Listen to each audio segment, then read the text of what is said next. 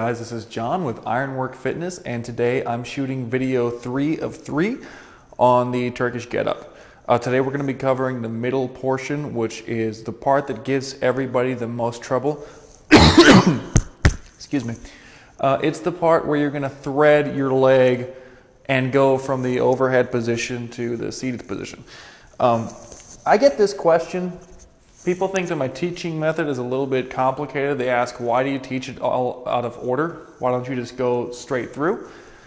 And the reason is I like to break it apart. I like to take the easy parts of the movement and get those positions familiar to the lifter before I start introducing something too crazy.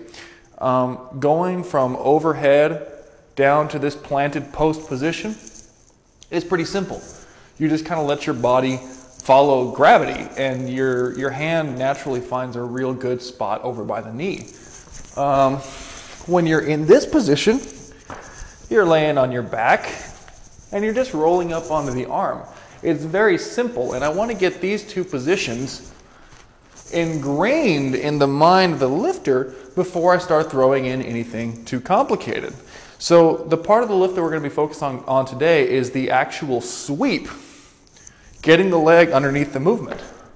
So if I start with the kettlebell overhead, make my way down the way I've already been practicing, all I need to do is get into the seated position. And the way I'm going to do that, I got the weight on my foot over here, and I'm going to move my foot out and sweep out underneath, and then just sit down. And now I'm back in this familiar position. To practice it on the way up, I'm going to make a bridge with my glutes, point my hips up to the sky, sweep my knee underneath over to my hand, and now I'm back in this familiar position. Straighten up, stand up. So the total exercise is going to look like this. Lunge backwards, plant, sweep, sit, elbow, shoulder. I'm going to come right back up.